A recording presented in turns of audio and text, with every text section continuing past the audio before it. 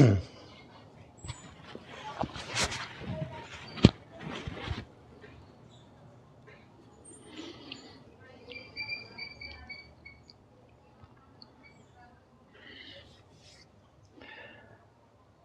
and welcome. Looking at the first comment here, when I am filling time by watching entertainment, looking at computer screen and phone screen a lot, I can feel a background stress energy.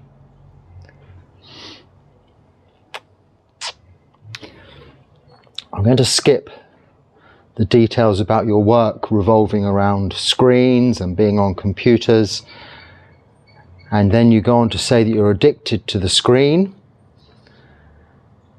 You haven't started meditation yet, but you would like to begin, and you would like to get away from these entertainments. What would you say about the process of letting go of entertainment and replacing them with Samadhi in terms of development, mind states, mental health, or anything else? So let's go back to the beginning paragraph where you answer all of your questions. When I'm filling time by watching entertainment, well, don't. There's no need to fill time by watching entertainment. This is time that can be just as well spent in Samadhi, in meditation. Even at work, during a long day, you have a lot of time on the screen, processing work.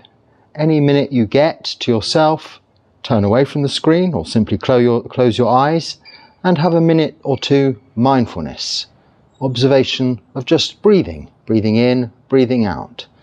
This is simplicity, and just bringing that simplicity of breathing into your conscious awareness at every given opportunity throughout your working day and throughout all of your daily activities, whether they be screen orientated or not. Now, you say in the first paragraph that after looking at this computer screen or the phone screen, you can feel a background stress energy. Well, this is suffering, this is dukkha, this is unsatisfactoriness, or just stress. Now, this feeling is indicative of that activity not being conducive to peaceful mind states. So there we are. What do? Don't do it if it's not conducive to peaceful mind states, unless it is to do with your work, a necessity. Then avoid it. Don't just try and fill time by adding to that work stress by continuing to look at screens. It isn't necessary. And what do I have to say? And in those opportunities, use that time for meditation rather than watching a movie, rather than watching YouTube. If you are not used to meditation yet and you can only manage to sit for a short while, then perhaps use this time, and your device even maybe, to listen to a Dharma talk, listen to some words, some teachings of the Buddha to help you along your way towards better meditation. Watch this channel, subscribe, and watch all of the videos on this channel where this is all I talk about, nothing else. Some monk's life, a little bit of travel, but it's not really that. It's about the Dharma and how that relates to all that's going on in our lives, which is Dharma, phenomena, all we see, hear, smell, taste, touch, all we think about, how we perceive those thoughts, deal with them, react or don't react, and how we are developing more wholesome mind states and reducing the unwholesome mind states through this practice of keeping precepts, practicing meditation, and developing wisdom. So what would you say about the process of letting go of entertainment? Well, firstly, it's recognition, recognizing, seeing, as you've already indicated, that it is causing you suffering. You wouldn't have written this comment if you didn't already see that it was causing you suffering.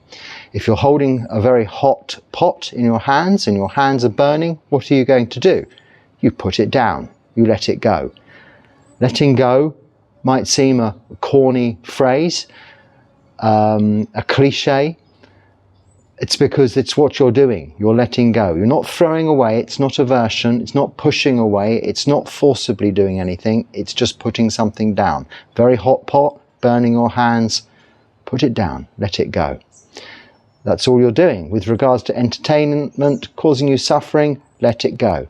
If you don't have any self-discipline at all, and you need structure, you need a format, then make time in your diary for no entertainment, no devices, no technology. Make 1 day a week 8 precepts, which means from the 7th or the 8th precept, you refrain from entertainment, refrain from all mental stimulation of an artificial kind, external, visual, music, audio, anything of that nature. Refrain from it. And just generally speaking, with your phone after you've finished work, or even during work if it's possible, only have use of it for what is necessary in your job. Turn off all notifications, if not your whole phone device. Turn it off. It'll give you peace and tranquility, peace of mind. And that will just naturally help with your mental health, for sure.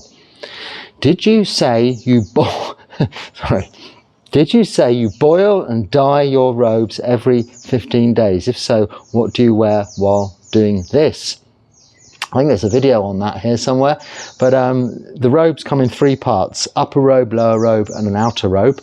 So you just wash 2 parts, and the other you can wear. We also have an additional lower robe, this skirt, we call a bathing cloth. It's an allowable piece of material, piece of cloth, to go along with our requisites for that purpose, for bathing. So when you're not living in a monastery or living with your own washroom, bathroom, which I've been for most of my monastic life, I've been outside, used either lakes, the river or the sea for bathing. One has to wear something in public, so there's an allowable piece of cloth called a bathing cloth.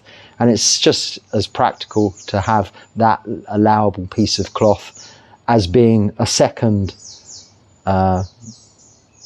sabong, or bottom part of this 3 parts of these robes, the skirt aspect of it. So you could just wash that. But really, for that dyeing process, what we're washing there is our upper robe, this main formal robe, the chivra.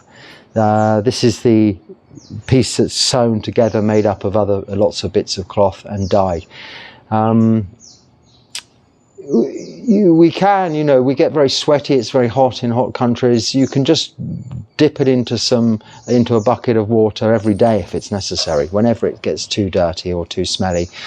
Even with a little bit of detergent, it's not a problem. You can do that and then rinse it out, hang it up, it dries very quickly, and you still have your lower robe to wear, or your outer robe if necessary, so it's not a problem.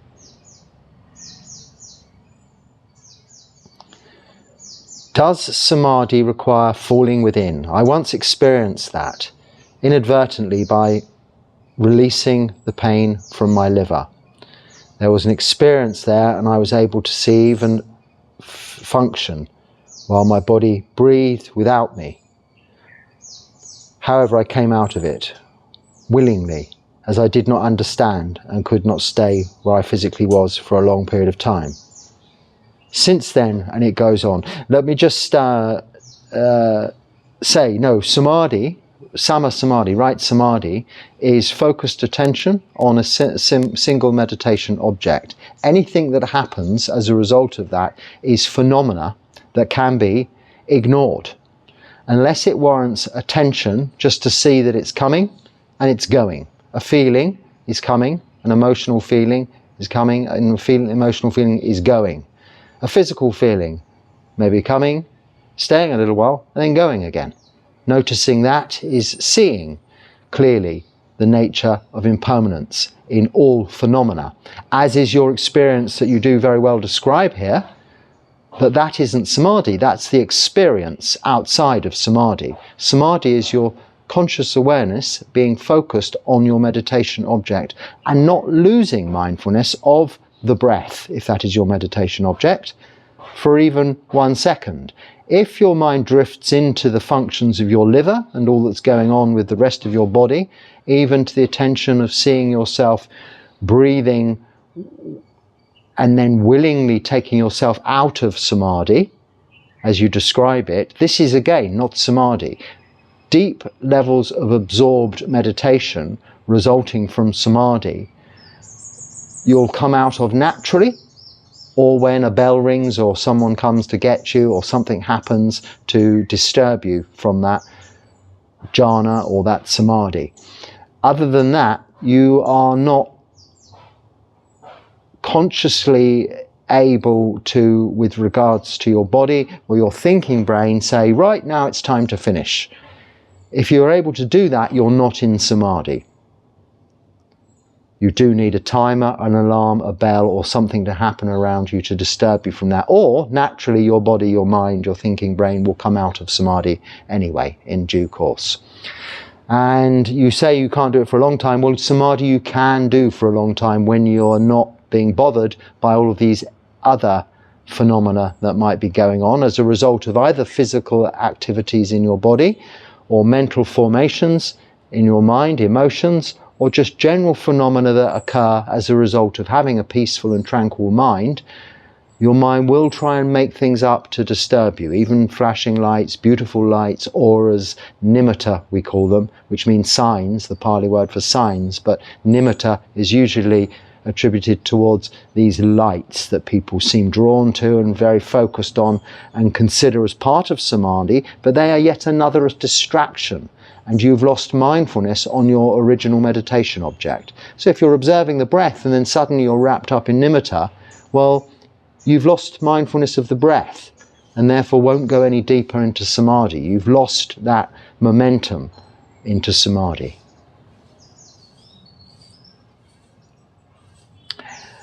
Are you in Sri Lanka? Please let me know the best way to visit you. I will be visiting Sri Lanka in August. Yes, I'm in Sri Lanka still, well over a year now, 18 months or so, and the best way to visit me is just come along anytime. I don't make appointments, and you can find my location on Google Maps. Just put in English Buddhist Monk and it will come up with where I am. Still haven't lost your attachment to cats? Laugh out loud. Then lots of comments about, oh, it's not attachment, it's just being kind, compassionate, and this and that and the other. And then I had another long email this morning about disturbing nature, natural environments by having cats. Well, I don't actually have any cats. So I'm not even one. It's only local houses in the villages, cats that roam around a 300-metre area. Generally, I think cats have a tendency to do. Come and visit. They're coming and going all the time. And as you've seen, wherever I've been staying, I move around a lot. So maybe if I get attached, it can't be for long because I'm moving on to another place time after time. And of course, they also move on. They get killed, they have accidents, they die of old age. It's very representative of aging, sickness and death when we see all of nature and animals around me. I fully appreciate the long message comment I had with regards to interfering in any way with nature, and I do try my very best not to do so.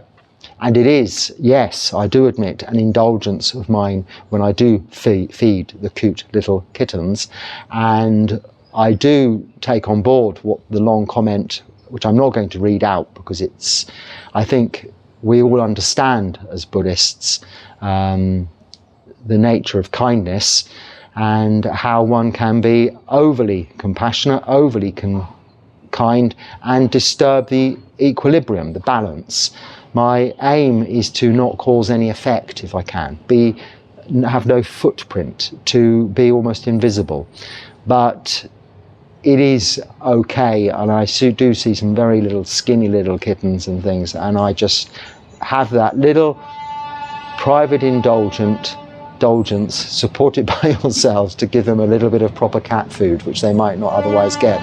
And it does, yes, it does actually stop them bringing in dead animals.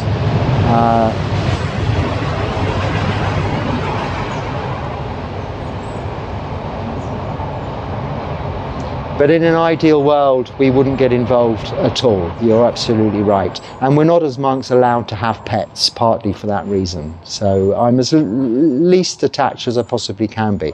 As far as my own attachment, of course, I'm attached to everything. That's why I have been reborn into the human realm. Fortunately, I must have been attached to the Dharma, or something to do with Buddhism in previous lives, to have been the causes and conditions were not in place in my immediate environment, but to have found the Dharma and this way in life, found the Noble Eightfold Path and way to practice outside of the causes and conditions within this rebirth that were in place, being born in a very different environment to this, to now be living as I am, as being a Buddhist monk and living what is in a Buddhist country. These attachments are what we are working on gradually by letting go of all of these attachments. And that is a gradual process. That is what this practice is about. Gradually eroding the root defilements of greed, of hatred, of delusion, and seeing in reality that all things we become attached to are impermanent, unsatisfactory, and out of our control. Anicca, dukkha, anatta. These three characteristics are how we see clearly and how we, as I was describing a little earlier, put that hot pot down, how we let go. So gradually through my practice, I'm beginning to let go. And my attachment to the cats is not only out of compassion, it is that, but practicing, developing the four Brahma Viharas of metta, loving kindness, of compassion, karuna, but also joy for others, especially mudita. When you see the joy, you experience the joy of being able to give, and you see the joy of other beings, whether they be ants, lizards, birds, squirrels, or cats, or dogs, receiving some food. It is a mutually beneficial experience and is a development of equality. We also, upekkha, equanimity, unreactiveness, are developing the ability to be disciplined within that slight indulgence that we may have, to be overly kind and then therefore too kind. Sometimes you hear this expression, one has to be cruel to be kind. It's not so much as that, but if you're overly kind, you might overfeed something that can naturally fend for itself. You may cause overbreeding of a particular species that might then destroy others, as was pointed out in that long comment that I read. And all of these negative effects, which resulting from kindness, but not right kindness, not mindfulness with kindness, because you are just doing something because it pleases you, rather than thinking carefully about how you can help others. And you develop this equanimity by that discipline, as well as you do see from time to time. You may have to leave those pets by moving away to somewhere else, or they will get killed, die in front of you, you see them go, either through old age or just being curious, as can often happen with kittens. Curiosity killed the cat. Actually, in this particular case here, as has happened many occasions, I'm sure, and does, which is where the saying comes from, you develop equanimity through this experience. It's partly why we like our children to have pets. It lets them, maybe it's subconscious, but we are allowing them to learn about aging, sickness and death, because pets' lifespans are not as long as humans, and usually within a child's growing up time they might have 2 or 3 dogs or 2 or 3 cats, and they go through the whole excitement of them being puppies, growing up, aging, getting sick and dying, and then the grief process, and then they start all over again with the next pet. It's very representative of the cycle, isn't it? The cycle of samsara, and very educational in that respect. But we don't always see it like that. You see it as your children being attached to their pets. Yes, they are, through kindness and compassion. And there's nothing wrong with that kind of attachment. Attachment does not mean not doing anything. Oh, I'm not attached, I'm Buddhist, so I won't be kind to anyone or interact with anyone. I won't enjoy anything or do anything. It's not that. It's being able to do all of those things, practice that kindness, loving kindness. You might think, well, that's attachment at its most. Well, of course it's not. It's being able to practice metta, loving kindness, without becoming attached, being able to let go when it's necessary to do so. And that's not always our choice. More often than not, it's as a result of external circumstances, for instance, something dying. We learn this and we develop equanimity through that.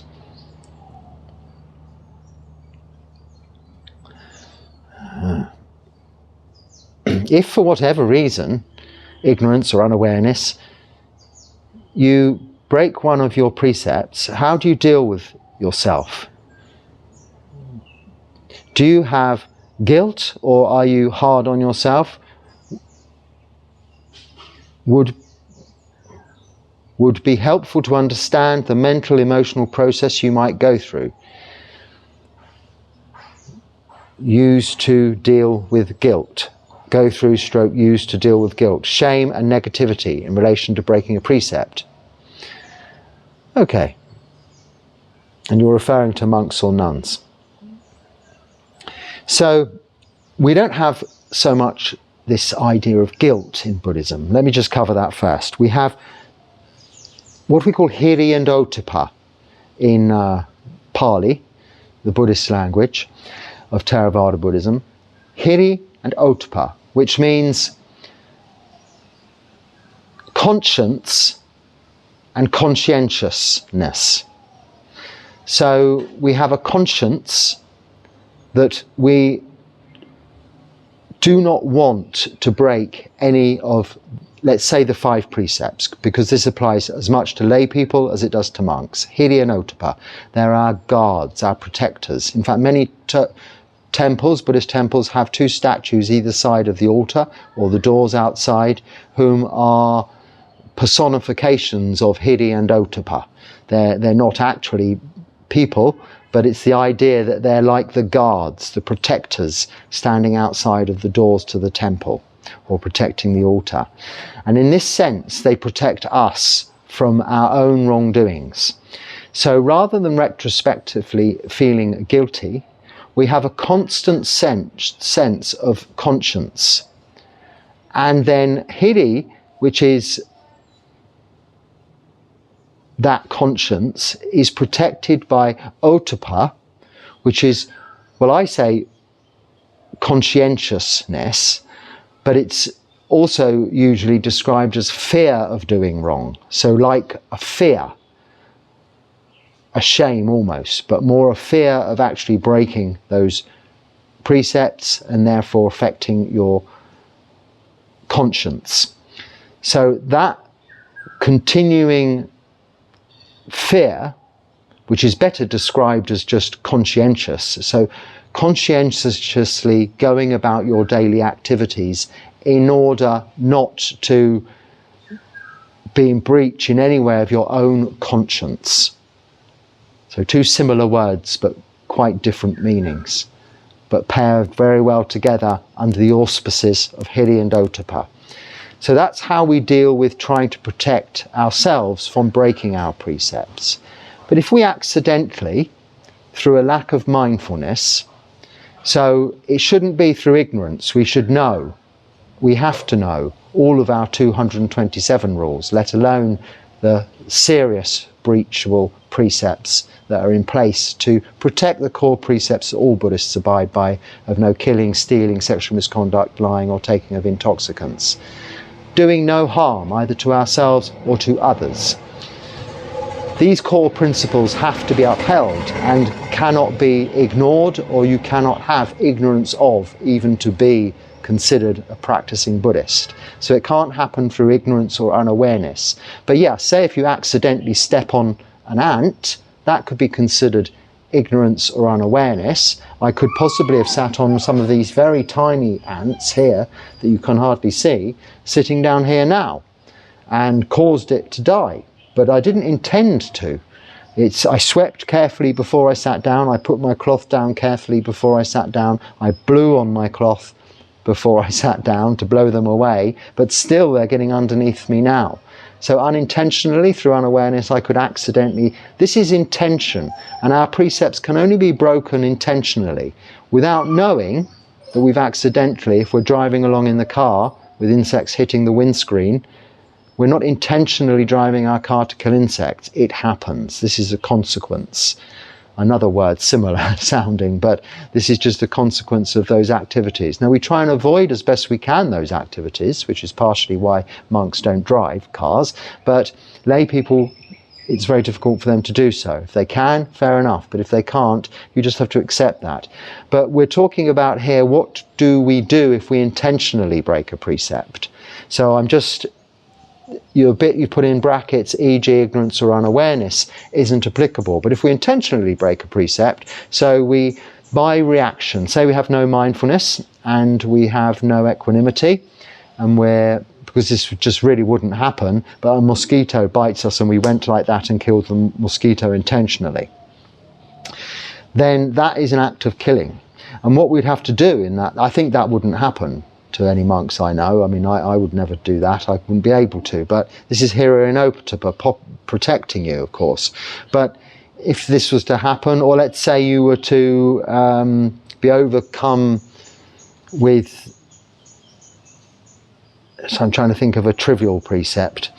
It's really only with monks and nuns the trivial precepts we're talking about. When I say trivial, they're the supportive. So you listen to some music and before you know it, you're intentionally listening to the rest of the tune and enjoying it. This would be breaking one of the 8 precepts, so not one of the core 5.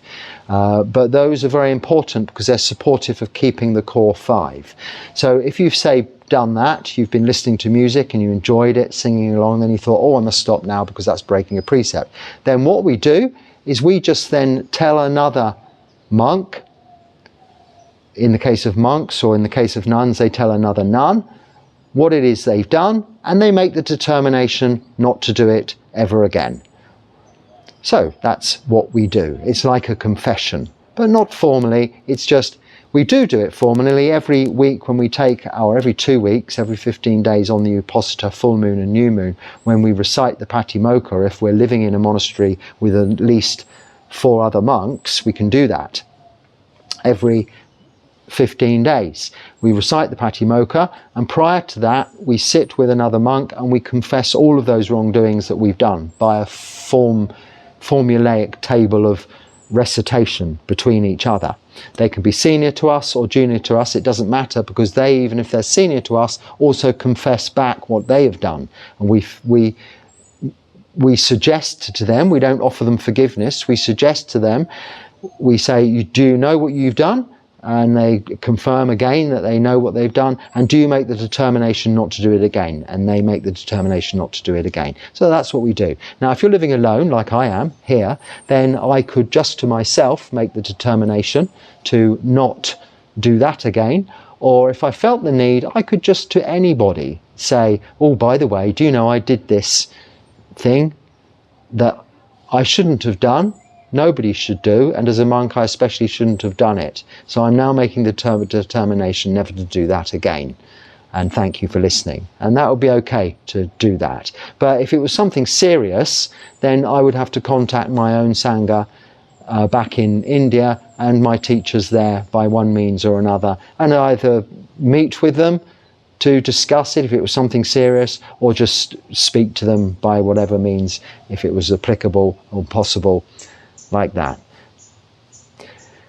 There's no real mental process of dealing with guilt and shame, because if you don't do anything wrong, there's no guilt to or shame to be had.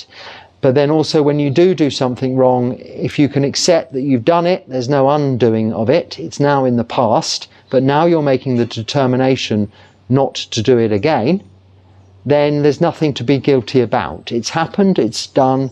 Any recompense has been made, or apologies necessary made. You've told another if it is necessary, and it helps you in the process of determining not to do it again, and that is sufficient. We don't have this big guilt complex that is in many of the many religions that people use really as a fear tactic to really the whole fire and brimstone punishment of eternal hell nature. In Buddhism, if you have enough bad karma, you're going to get that anyway. But even the hell realms in Buddhism are not eternal, they're not permanent. There's a very long time, but they're not permanent. Neither are the heavenly realms permanent, as in theistic beliefs and religions, which have you either going to go to hell permanently or heaven permanently.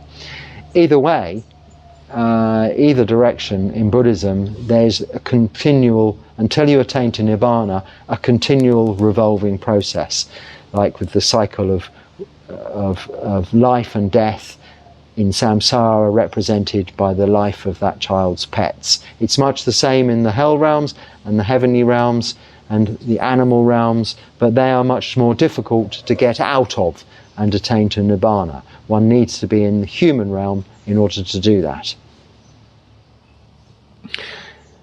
It's possible to be a Christian what's this then? Has this slipped in?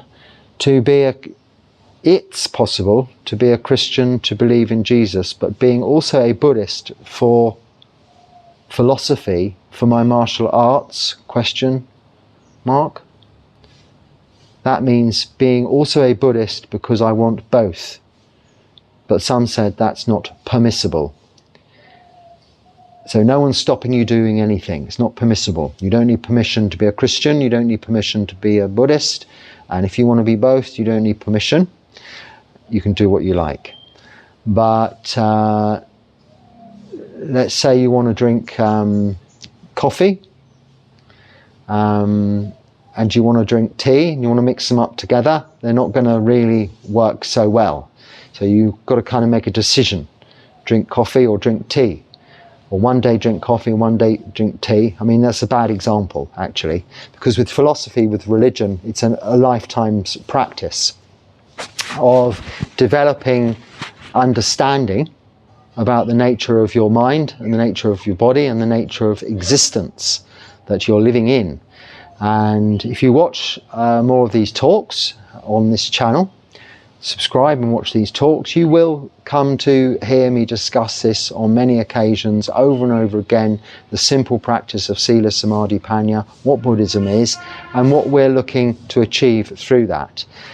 Now, martial arts, and you've taken one of the tiniest aspects of Buddhism that might have a part to play in martial arts, for instance, mindfulness, really. I say that's not a tiny part of it, but a tiny part of mindfulness, or even focused attention. Really, you're really misunderstanding the point of what Buddhism is there. You need to really watch more of these talks or read up on Google about Buddhism and see how different it is to Christianity. So you can consider yourself by perhaps practicing Kung Fu, a bit sort of Eastern and Buddhist, but if you believe in God and the resurrection of Jesus Christ and all of this stuff and going to get forgiveness from the priest, then this is contrary, directly contrary to the teachings of the Buddha and the Dharma, his teachings, and what the Sangha practice. And that is Buddhism. The Buddha, the Dharma, the Sangha, nothing else. So if I've understood your question correctly, I hope that gives you an answer. So, I was wondering what you thought of the Zen tradition of Buddhism with Zazen and koans. It seems quite different than your tradition, as you would meditate directly into insight without samanta meditation, using koans to directly see. Okay, so samatha you mean, and that is not samadhi. Everyone thinks samatha and samadhi are the same thing. No, samatha is just peace and tranquility of mind. Samadhi is focused attention on a meditation object, concentration. Samatha is peaceful and tranquil states of mind which will result from samadhi, and can also be conducive to developing vipassana, seeing clearly the characteristics of existence, the comings and goings of thoughts and of physical feelings. This is why samatha is mentioned in conjunction with vipassana in really the only context that vipassana is ever mentioned in the suttas. It's usually connected to samatha vipassana. So peaceful, tranquil state of mind leads to vipassana, which means seeing clearly. The Zen tradition is not particularly different to my own practice, in the sense that my own practice is primarily samadhi meditation, which is the same practice as in Zen. Zen is a derivation of the word jhana. Zen comes from Chan, and Chan comes from jhana. So jhana is the deeply absorbed state of meditation, beginning with seclusion from the five hindrances, so sense consciousness, and ending up with, in the final stages, seclusion from physical feeling and even mental thought, complete absorption. This is Zen. This is jhana, Chan, or Zen, where the Zen tradition comes from. So this practice of mine is very much that way orientated. The majority of my day is spent developing samadhi, if not that, in mindfulness of what activities I'm doing. So with regards to the koans, these are these little short phrases that one uses as a mental object to focus on, to prevent the mind thinking of other things, to replace overthinking with something that's rather taxing to be considered, so that your mind isn't jumping the monkey mind, so to speak, from one thing to the other. So if you've got a very busy mind, going from one thing that you did at work today, leading to the next holiday that you'd like to go on, to who did this to whom and what happened when, you know, all this goings on in your mind, you just sit and think, right, who am I? Could be your question. It's a question. And you just think, who am I? Who am I? Who am I? This is a koan. Or there are very well-known koans, like, is the flag moving the wind, or is the wind moving the flag, or some, you know, things like this, these questions that are given to occupy the mind space of thought. But in this tradition, no, we don't do that.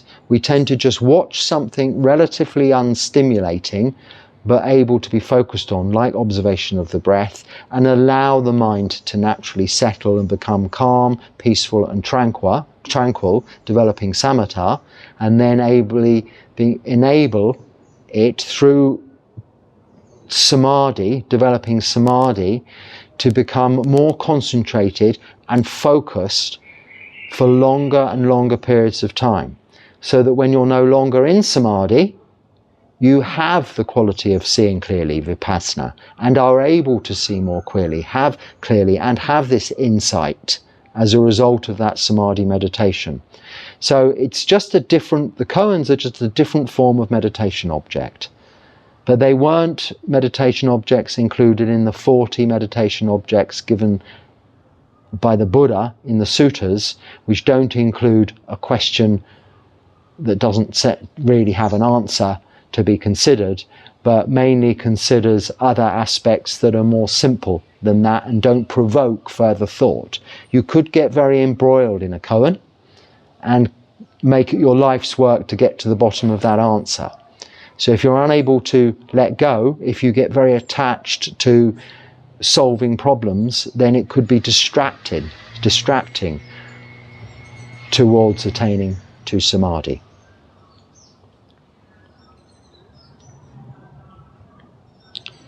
If we only chant Karaniya Metta Sutta morning and evening 3 times in a day, that helped to increase metta paramita.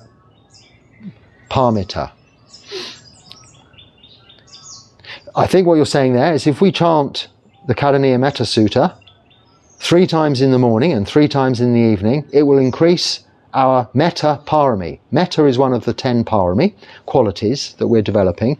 Yes, it'll assist a little, but not a great deal. You need to practice metta. You need to be kind, have loving kindness towards all beings. This is how you develop that parami of metta. Chanting might help you remember during the rest of your day to be kind to all beings, and it might help reinforce that that's your goal and aim, to develop the quality of metta. But not necessarily just the Karaniya Metta Sutta, which is how we should behave generally, which is why it's so popular. How we look to behave generally, not only in practice but in society, how to be nice, upstanding people. But the Metta Bhavana Sutta, the Metta Parana Sutta is called not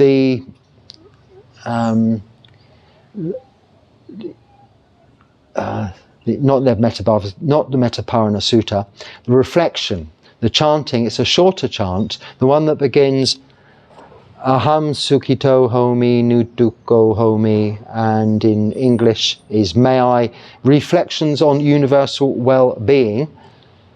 May I abide in well-being, free from anxiety, free from suffering, and so on. And then it ends up with may all beings abide in well-being. This is a bit more short, it's a little bit more punchy, easier to pronounce.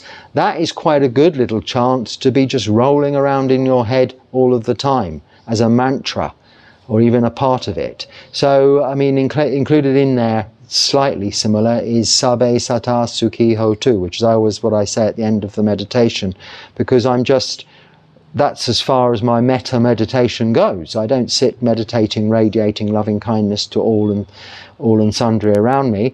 I try and develop that quality through all of my daily activities and interactions with others of loving kindness. But I always reflect on it through these chanting, through the Karaniya Metta Sutta. So yes, it is important, that sutta. And this reflection, the reflections on universal well-being, which is regularly chanted, especially in Thai temples, by the monks and the lay people, just reminding ourselves that we wish that everyone is free from anxiety and fear and has happiness.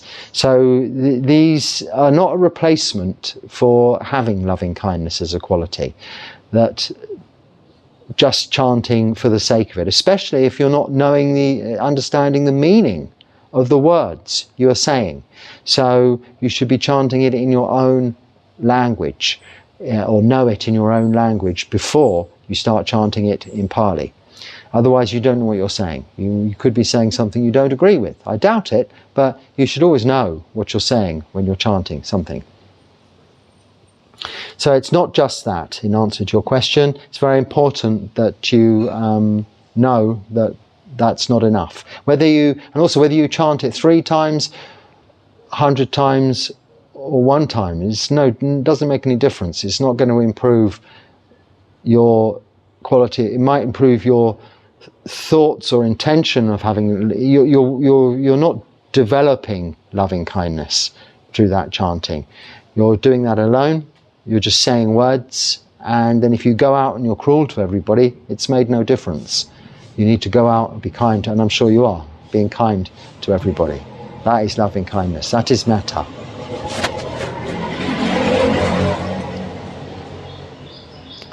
Well, I think on that note, hopefully if there's something useful there, you can use it. If not, then just let it go, and come back again though, and hopefully in the meantime, be happy, stay well, Sukhi Hotu.